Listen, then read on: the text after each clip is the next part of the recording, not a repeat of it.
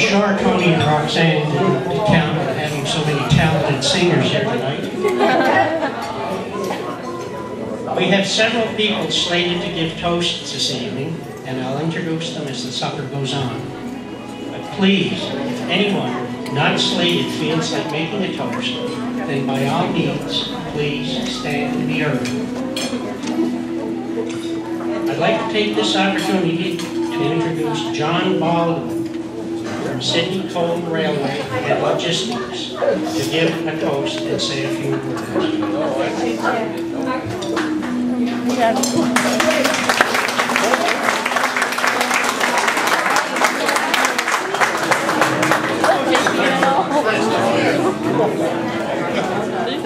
Thanks very much. I've only been lucky enough to know Tony for about the last 7 years or so, and I'll tell you how I met Tony.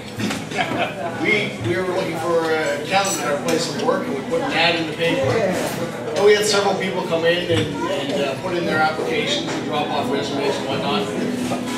And Debbie took all the resumes, and she said, this guy just came in and he had shoes that he found in a tarpaulin somewhere. And he was wearing a jean jacket that had sleeves on it about a foot too long. And, I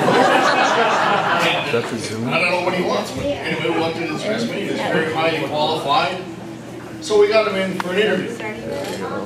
So we brought these people in and we interviewed with our chief accountants. These very high-priced people from Montreal. And they asked him, they had a little test for him. So they asked a lot of hard questions and like, you know, here's the number 10,000. Where does the comma go? You know, Tony got that.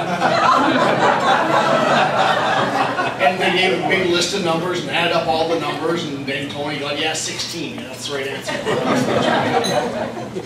Then they asked him some business questions. You know, they said, well, our revenue this year was, or this month was $200,000, and our expenses was $300,000. What was our net profit for the month? Tony said, oh, we lost $100,000. Then there was a skill testing question. They said, well, was that a good month or a bad month? So we got that nice. So we knew this guy was pretty smart. So anyway, as it went on, of course, we found he was obviously the best person we found. He was very highly qualified. And I said, when he left the interview, our guys from Montreal said, hire that guy right away, don't let him leave the room. So we did. So I was very lucky. And about 6 years later, maybe, he met Roxanne. And all of a sudden he came in, and he wasn't wearing the tarpaulin shoes anymore. I mean, these shoes had been there for a while. And Roxanne had them all dressed up and very, very nicely, you know, nice shirts and all this sort of thing. Oh, this is fantastic. This must be a wonderful lady. And we were lucky enough to meet Roxanne about 2 years ago or something like that at the port stay at the lobster supper. And she was flinging the lobsters all over the place. And that was Tony. And so anyway, that's how we met. That's how we met Roxanne. So anyway, here's to Roxanne and Tony. Many, many more years of happiness and best of luck. Yeah.